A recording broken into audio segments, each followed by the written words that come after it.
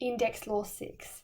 This is the sixth and final index law, and it's the law for fractional exponents and surds.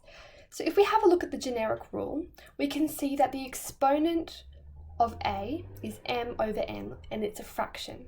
Now we can convert this to a surd, and that becomes a to the power of n to root n.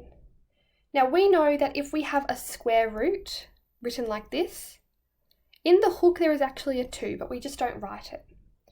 We can have a cubed root, a fourth root, and so on. And so that is where the n comes in. The easiest way to remember this rule, in my opinion, is just remembering a to the power of a half. So if we use this rule, a to the power of a half becomes the square root of a. And why does that happen? So this 1 is in here with the a, or it's the m, but we don't need to write the 1, so that's why we don't write it. And this 2 is in here, but when we write the squared root, we don't put the 2 in. Okay, so that is our most simple example. So let's have a go at some examples now. So we are going to convert the surd notation into index notation and index notation into surd form. So let's have a look at A.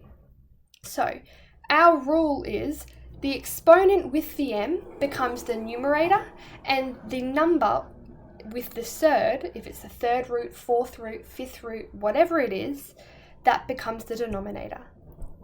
So we would have m to the power of 4 on 3. So that was going from surd form to index notation. Now B is going from index notation to surd form. So I'm going to draw my surd. I know I have A as my base. The 1 becomes the exponent of A, and the 4 becomes the fourth root. Now we don't need to write this 1. We can just write the fourth root of A.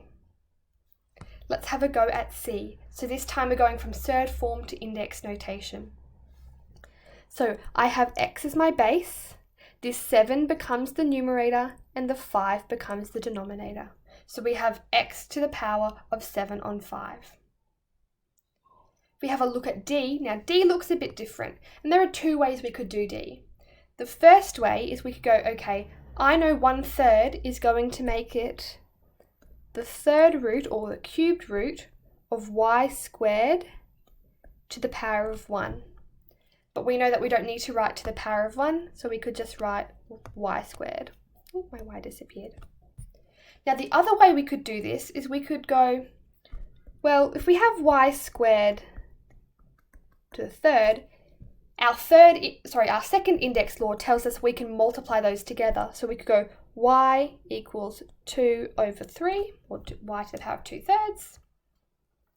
And we can simplify that and go, well, it's going to be the cubed root of y squared. Both ways work. Right, let's have a look at E. E is slightly different because we have more than one term in the surd. So just like any other time, when we have more than one term, we can put it in brackets and follow our same step, go from surd form to index notation. I'll keep my brackets the same, and we know if we have a square root, that's the same as 1/2. Now let's use, again, index law 2, and we're going to expand the brackets. So we have 16 to the power of a half, and y to the power of 4 to the power of a half. Now I can simplify that, and I can go 16 to the power of a half is 4, and y to the power of 4 times a half is 2. So we have y squared. That is index law 6.